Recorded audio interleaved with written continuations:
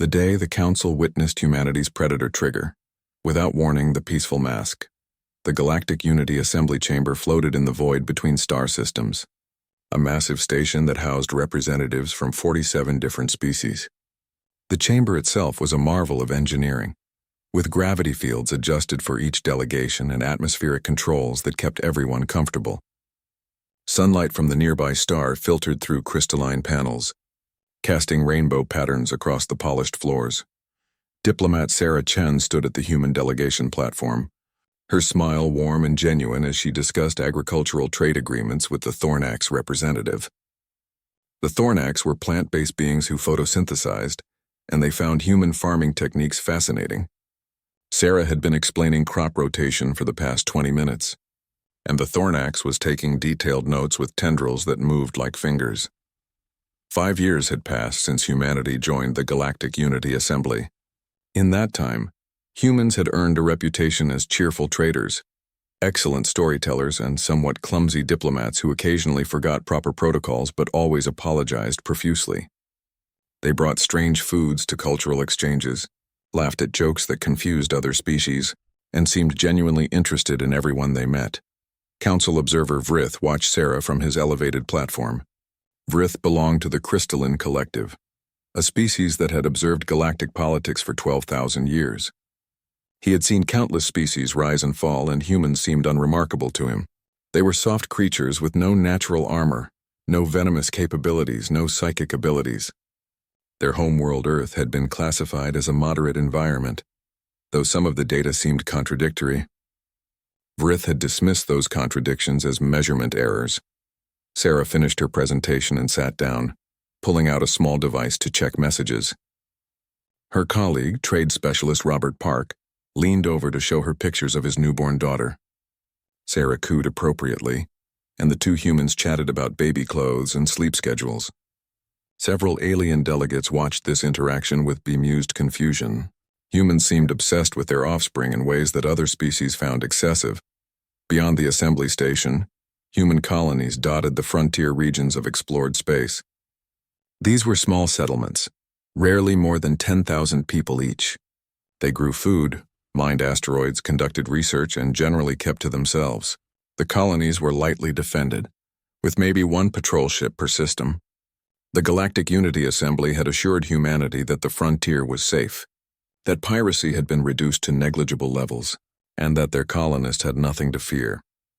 The humans had accepted this assurance with their typical trusting nature.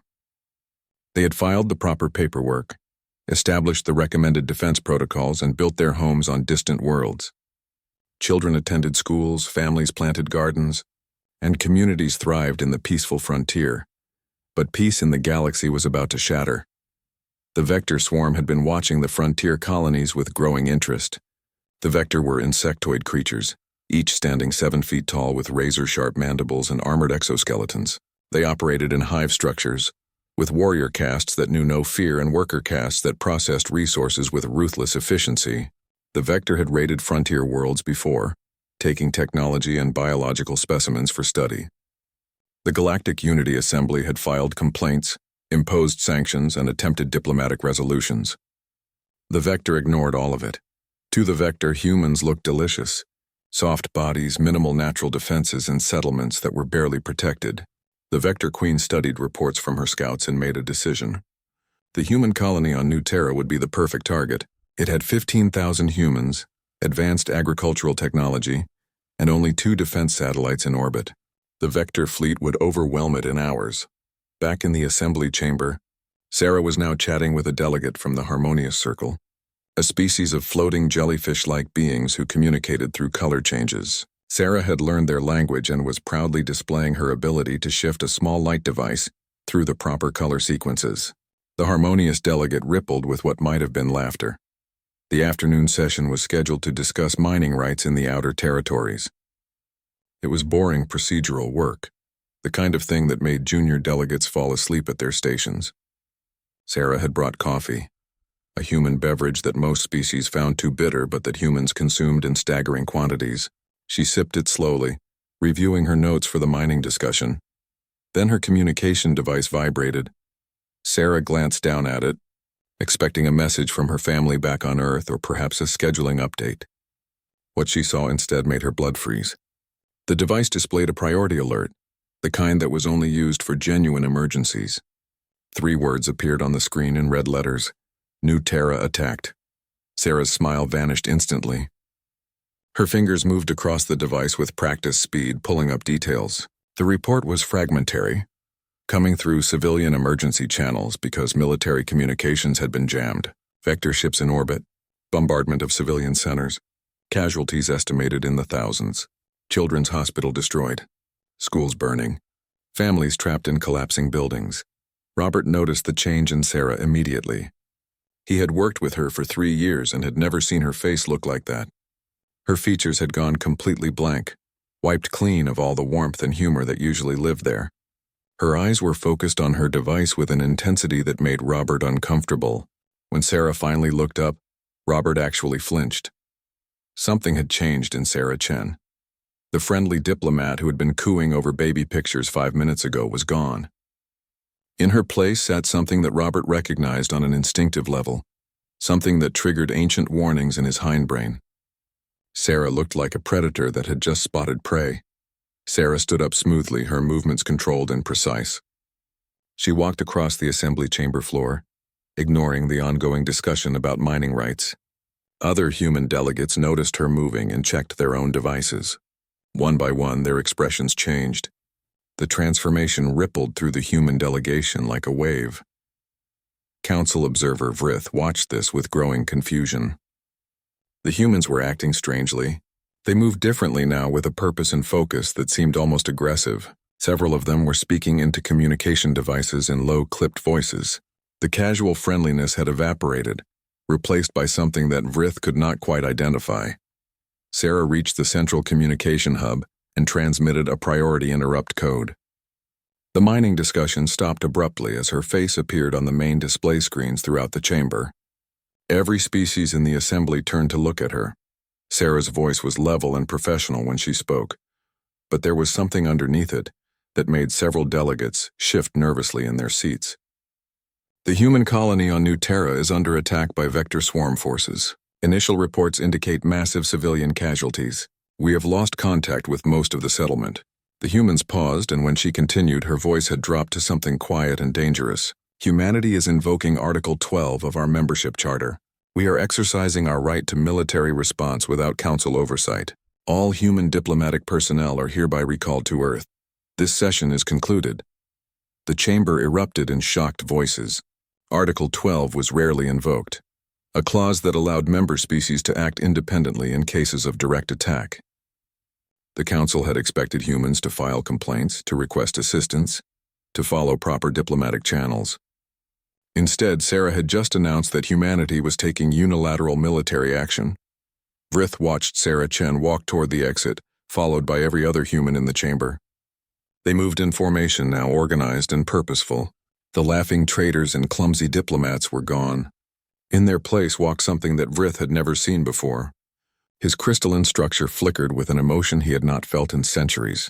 It took him a moment to recognize it as fear. Sarah reached the docking bay where the human transport waited. She stopped at the airlock and turned back to look at the assembly station one final time. Her face was still blank, still empty of expression, but her eyes held something ancient and terrible, something that had been sleeping for 5 years and had just woken up. The galaxy was about to learn what humans really were beneath their smiles and jokes and friendly gestures. The galaxy was about to learn that Earth had not been a moderate environment at all. The galaxy was about to learn what it meant to hurt a human's family, and the vector swarm was going to be the first lesson. The awakening fleet commander Marcus Webb stood on the bridge of the battleship Retribution, watching status displays update in real time. Marcus was 52 years old, with gray hair and scars that told stories of a violent youth spent in Earth's corporate wars. He had joined the unified Earth fleet 15 years ago, when humanity finally stopped fighting itself and looked outward to the stars. For 5 years, his ships had patrolled empty space, running drills and exercises that everyone hoped would never be needed. Those hopes had just died. The communication from Earth Command had been brief and absolute. New Terra was under attack. Civilian casualties were catastrophic. The vector swarm had targeted schools, hospitals, and residential areas deliberately. They were taking prisoners for unknown purposes. And Earth had made a decision that Marcus had been waiting 5 years to hear. All protocols were suspended. Rules of engagement were simple. Eliminate the threat completely. Marcus looked at the tactical display showing his fleet. 23 ships ranging from corvettes to dreadnoughts, all of them built in orbital shipyards that other species thought were for civilian construction. The Galactic Unity Assembly had strict regulations about military buildups, and humanity had followed those regulations carefully. They had built exactly the number of warships they were allowed, with exactly the specifications that were permitted. What the Assembly had not known was that every human civilian ship could be converted to military use in under 6 hours. What they had not known was that human cargo vessels carried hidden weapon systems and armor plating. What they had not known was that humanity had been preparing for war since the day they joined the Assembly. Because humanity had learned long ago that peace was something you maintained through strength, not hope. The fleet mobilized with practiced efficiency. Ships that had been scattered across 3 star systems converged on rally points. Civilian transports activated military protocols, their cargo bays opening to reveal missile tubes and railgun batteries. Construction ships deployed repair drones that could patch battle damage in minutes.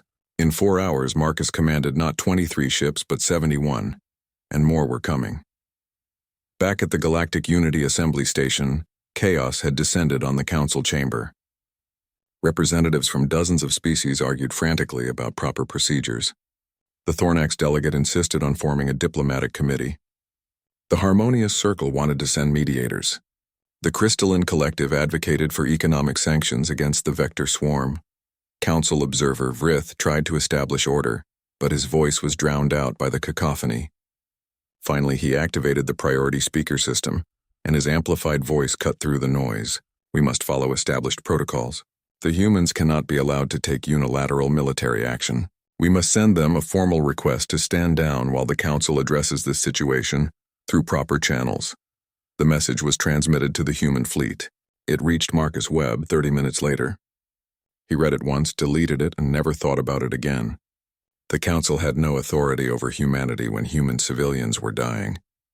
The Council had proven itself incapable of stopping the Vector Swarm through diplomatic means. So humanity would stop them through other means. The means that humans had perfected over 10,000 years of constant warfare on Earth. The human fleet arrived at New Terra 12 hours after the attack began. The Vector Swarm had 300 ships in orbit, ranging from small fighters to massive carrier vessels. They were still bombarding the surface, still taking prisoners, still killing civilians. When human ships appeared at the edge of the system, the Vector Queen sent a message of contempt. 40 human ships against 300 Vector vessels. The math was simple. Marcus Webb studied the tactical situation with eyes that had seen combat most of his life. The Vector had numbers and momentum. They had been fighting frontier species for decades and had won every engagement. They were confident, aggressive, and completely unprepared for what was about to happen. Marcus smiled, and it was not a pleasant expression. All ships weapons free, fire at will, no survivors. What happened next would be analyzed by military historians for generations. The human fleet did not engage in traditional ship-to-ship combat. They did not attempt to match the Vector's numerical advantage through superior tactics or clever maneuvering. Instead, they did something that shocked every species monitoring the battle. They used weapons that the Galactic Unity Assembly had banned 3,000 years ago. Nuclear weapons, kinetic kill vehicles, antimatter warheads, chemical explosives, biological agents, electromagnetic pulse generators, and gravitational disruptors. Humanity had signed the weapons ban treaty when they joined the Assembly. They had promised to never develop or deploy prohibited weapons. And they had lied. They had lied because humans understood something that other species had forgotten. When someone is trying to kill your children, you use every weapon available. The Vector fleet was engulfed in fire and radiation. Human missiles tracked their targets with artificial intelligence that adapted to every defensive maneuver. Human railguns fired projectiles that punched through armor like it was paper. Human beam weapons carved through shields that should have been impenetrable. In 7 minutes, 100 Vector ships ceased to exist. The remaining Vector vessels tried to retreat, but human ships were faster. They had been designed for pursuit. built by engineers who understood that running prey was humanity's oldest hunting method. The Vector ran for 2 hours before the last ship was destroyed. Not one escaped. Not one was allowed to surrender. On the surface of New Terra, Major Elena Rodriguez led the ground assault. Elena was 34 years old, born on Mars, trained in combat since she was 16. She had volunteered for the military because her grandmother had told her stories about Earth's wars, about the price of peace, about the responsibility to protect those who could not protect themselves. Now Elena and her soldiers were about to teach the galaxy about human ground combat. The Vector had established a command center in what had been New Terra's central plaza. They had rounded up survivors, thousands of humans imprisoned in makeshift holding areas. The Vector were sorting them, separating children from adults, evaluating them for unknown purposes. They did not notice the human dropships descending until it was too late. Elena hit the ground running. Her armor was heavy, powered by fusion cells that would last for weeks. Her weapon was a railgun rifle that could punch through concrete. Her helmet display showed targeting data, friendly positions, and enemy locations. She moved through the ruined streets like a ghost, her soldiers spreading out in practiced formations. The Vector warriors were formidable opponents. 7 feet tall, armored exoskeletons, mandibles that could crush bone. They fought with hive-mind coordination, supporting each other instinctively. Against most species, they were unstoppable. Against humans, they lasted 9 minutes. Humans did not fight fair. They used explosives to collapse buildings on enemy positions. They used fire to flush Vector out of cover. They used sniper rifles to pick off targets from a kilometer away. They used combat knives when ammunition ran low. They used rocks when knives broke. They used their fists when nothing else was available. And they never, ever stopped coming. Elena reached the holding area where prisoners were kept. Vector guards tried to form a defensive line. Elena and her team went through them like a chainsaw through flesh. The prisoners were freed, evacuated to safe zones, and given medical attention. Elena did not stop to rest. There were more Vector to kill. The Galactic Unity Assembly watched the battle through monitoring systems. They saw human soldiers fighting with a ferocity that defied understanding. They saw humans take injuries that should have been fatal and keep fighting. They saw humans coordinate attacks with precision that suggested telepathy, but was actually just thousands of years of practiced warfare. They saw the Vector swarm broken, scattered, and systematically exterminated. Council observer Vrith watched it all with growing horror. He had lived for 12,000 years. He had seen wars, conflicts, and skirmishes across hundreds of worlds. But he had never seen anything like this. Humans fought like they were designed for it. Like combat was coded into their genetic structure. They showed no mercy, accepted no surrender, and gave no quarter. The battle for New Terra ended after 18 hours of continuous combat. Every Vector on the surface was dead. Every Vector ship in orbit was destroyed. Human casualties numbered in the hundreds, mostly from injuries sustained while rescuing civilians. Vector casualties numbered in the tens of thousands. The disparity was staggering. Marcus Webb stood on his bridge and received damage reports from his fleet. 3 ships were heavily damaged but repairable. 17 had minor damage. The rest were fully operational.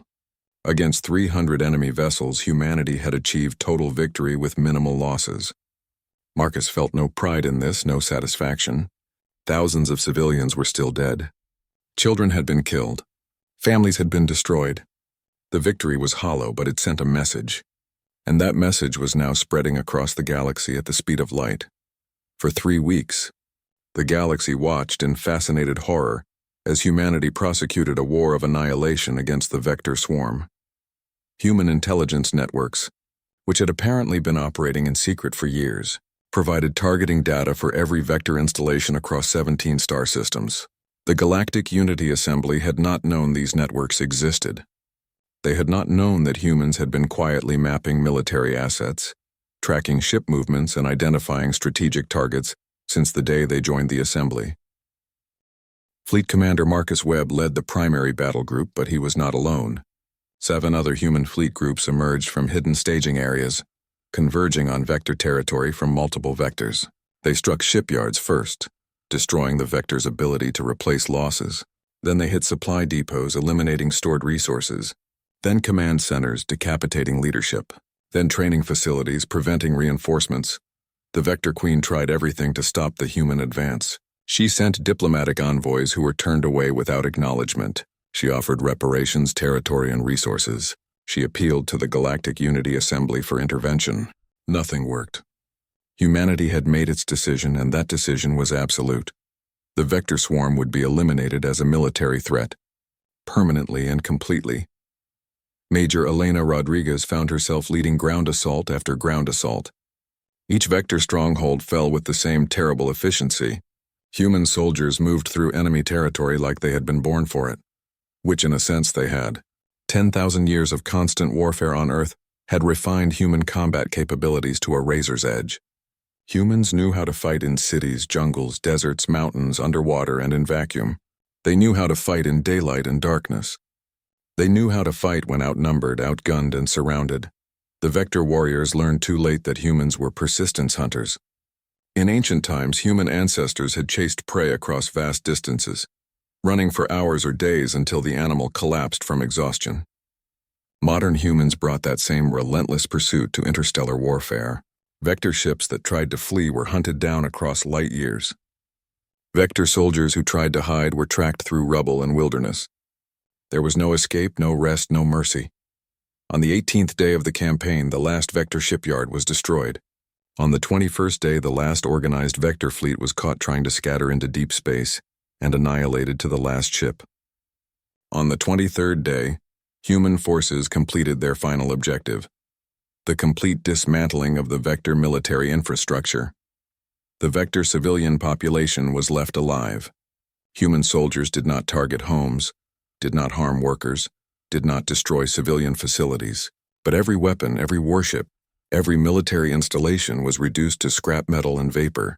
The Vector swarm still existed as a species, but as a threat they were finished. Throughout all of this, the Galactic Unity Assembly sent increasingly desperate messages demanding that humanity cease military operations and return to diplomatic channels. Every message was ignored. The Council held emergency sessions debating sanctions, interventions, and enforcement actions. Nothing was implemented because every species in the Assembly had reached the same conclusion: trying to stop humanity by force would be catastrophic. Diplomat Sarah Chen returned to the Assembly chamber exactly 3 weeks after she had left. The transformation that had occurred in her was still present but controlled. She walked to the human delegation platform with the same purposeful stride, but her face had regained some of its warmth. Not all of it. Perhaps never all of it again. Some things once seen could not be unseen. The chamber was packed with representatives from every species in the Assembly. Many had called in remote attendance from their homeworlds, unwilling to be physically present for what they expected would be a confrontation. Council observer Vrith presided from his elevated platform, his crystalline structure flickering with nervous energy. Sarah stood at the platform and waited for silence. It came quickly. When she spoke, her voice was calm and measured. The Vector Swarm military has been neutralized. All hostile vessels have been destroyed. All military installations have been eliminated. All command structures have been dismantled. The Vector civilian population remains intact and will be monitored to ensure they do not rebuild military capabilities for at least 3 generations. The chamber remained silent. No one knew how to respond. Sarah continued, her voice taking on a tone that mixed regret with iron determination. The Council asked us to follow diplomatic protocols while our people were being murdered. You asked us to file complaints while our children were being killed. You asked us to have patience while our homes were being burned. We tried your way for 5 years. It did not protect us. A small delegate from the Flowing Streams Collective, a water-based species, spoke up with a trembling voice. You violated 17 interstellar treaties. You used prohibited weapons. You conducted military operations without Council approval. You have committed war crimes by every standard of civilized behavior. Sarah looked at the delegate with eyes that had seen too much in the past 3 weeks. We committed survival. We committed protection. We committed the kind of justice that our history taught us was necessary when dealing with predators who target the innocent. You call it war crimes. We call it Tuesday.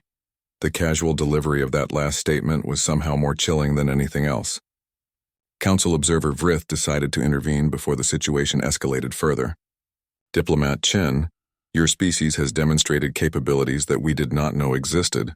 The speed of your mobilization, the sophistication of your intelligence networks, the effectiveness of your military forces. All of this suggests that humanity has been deceiving the Council since the day you joined. Sarah nodded slowly. Yes, we have. We told you we were traders and explorers. That was true. We told you we valued peace and cooperation. That was also true. What we did not tell you was what we are underneath all of that. She gestured to a screen behind her which displayed an image of Earth.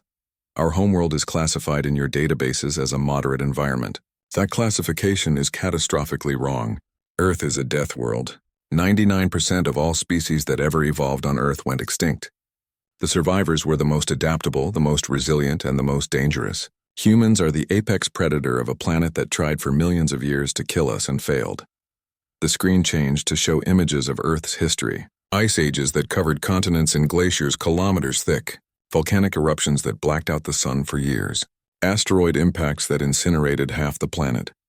Diseases that killed billions. Droughts, floods, earthquakes, hurricanes, and predators with teeth longer than human fingers. Through it all, humans survived.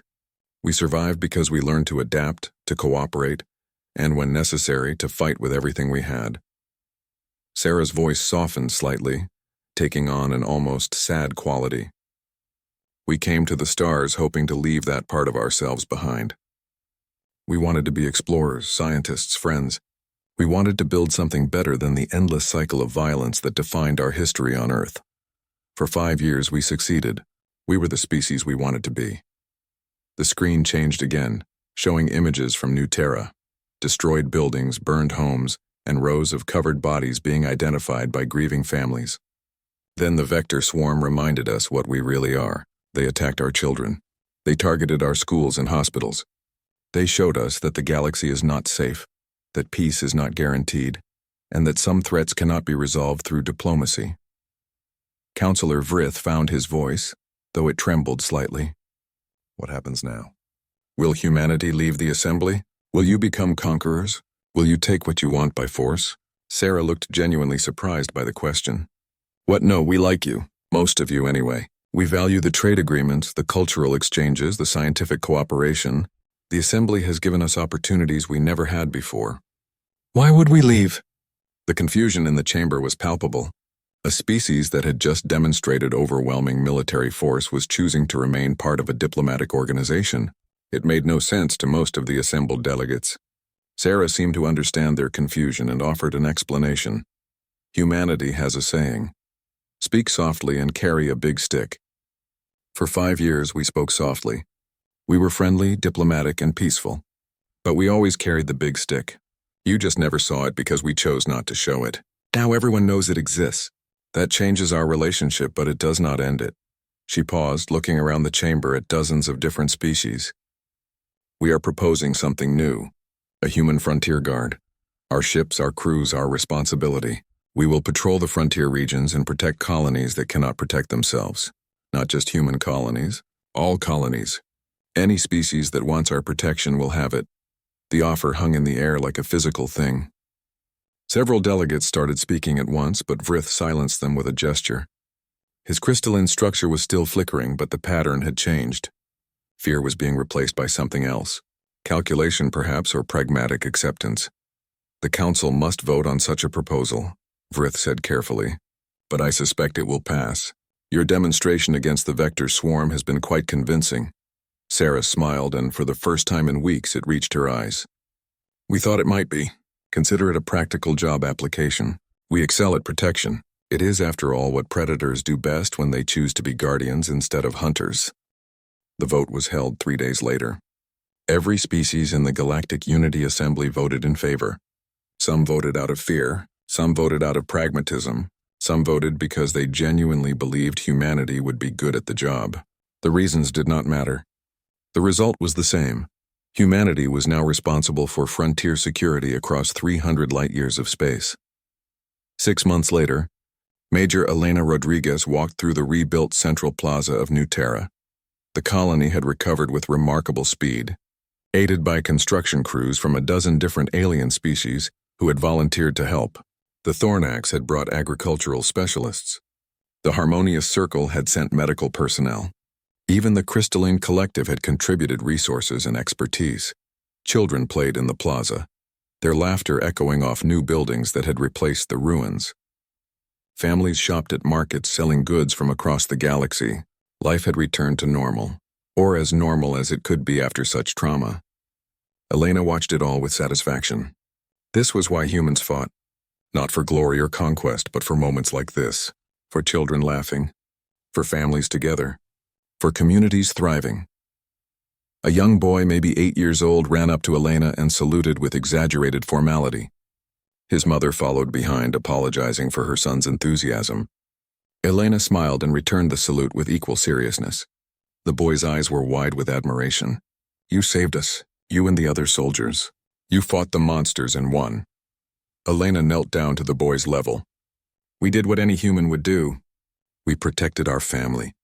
And you are all our family now." She tousled his hair and stood, waving to the mother as they walked away. The boy looked back one more time, his face full of wonder and gratitude. Across the galaxy, human patrol ships moved through frontier space with watchful eyes. They responded to distress calls from species they had never met. They escorted merchant vessels through dangerous regions. They investigated suspicious activities and eliminated threats before they could become crises. The frontier, which had been lawless and dangerous, became the safest region in the galaxy. And the Vector Swarm? They rebuilt their civilian society under human supervision. A new generation of Vector grew up learning different values, different methods, different goals.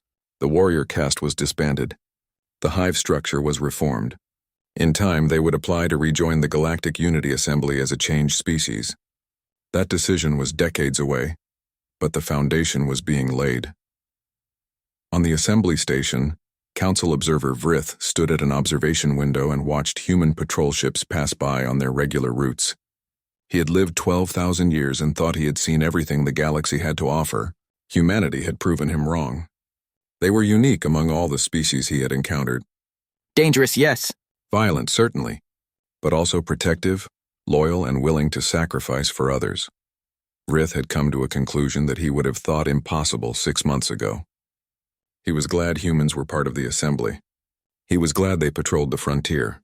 He was glad they had shown the galaxy what they really were, because now everyone understood the fundamental truth about humanity. They were the sleeping predator, the guardian at the gate, the friend you wanted and the enemy you never wanted to make. The galaxy had learned its lesson. Humanity had taught it well. And the price of that education had been measured in Vector blood and burned shipyards and the absolute certainty that some lines should never be crossed. The Council would remember, the frontier species would remember, even the Vector would remember, and most importantly, everyone would remember that humans were not harmless traders and explorers. They were survivors from a death world who had chosen to be kind. That choice could be revoked.